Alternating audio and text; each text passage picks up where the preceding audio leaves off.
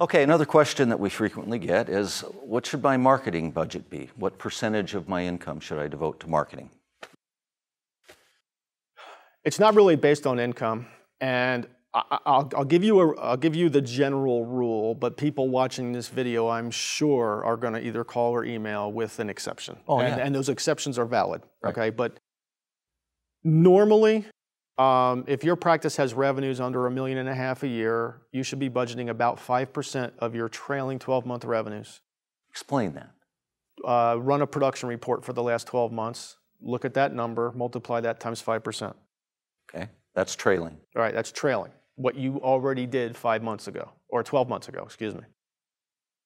You take that number, let's use an example, $600,000 practice gross. You multiply $600,000 times 5%, you come up with $30,000.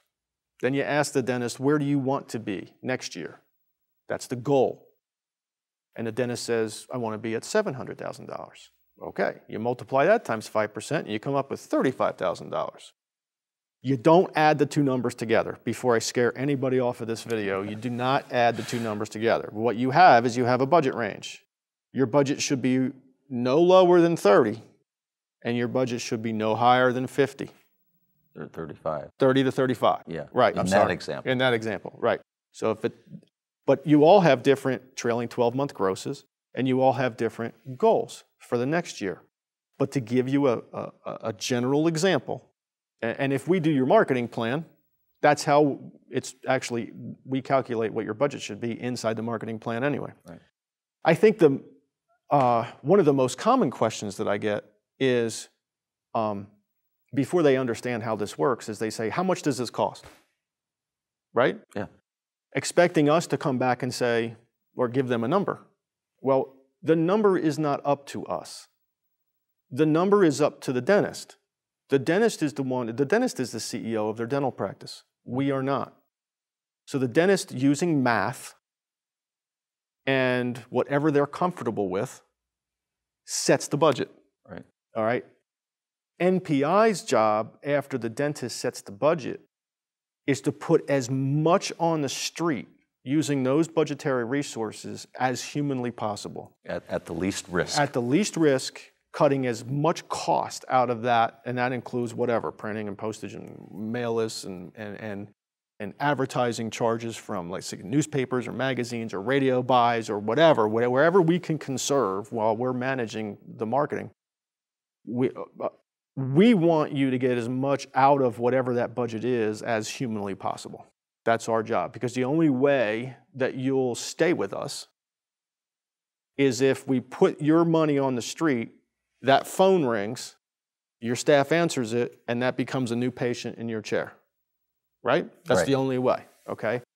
So now, if you have a practice with that's over $1.5 million, again, generalizing, typically what you do is you start to ratchet that 5% down 0.25% each year. As long as the practice is still growing forward, you may not need as much on the streets. Right. Every dental practice is different. That's why you always recreate a marketing plan every 12 months.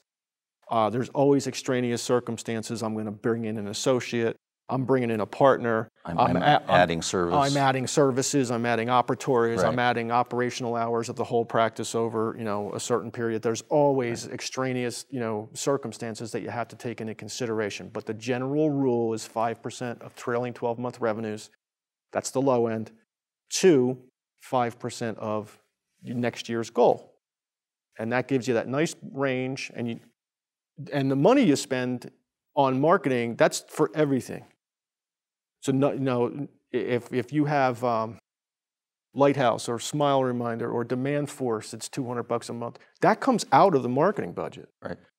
If you have business cards, or if you go to the local Chamber of Commerce event and have a booth that costs you $400, that comes out of the marketing budget. Right. Your website, your SEO, all that comes out of that pot, that budget. Right. Okay.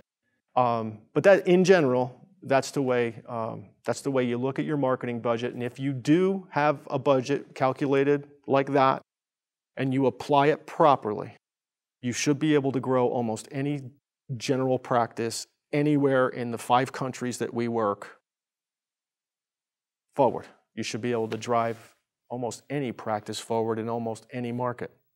Right.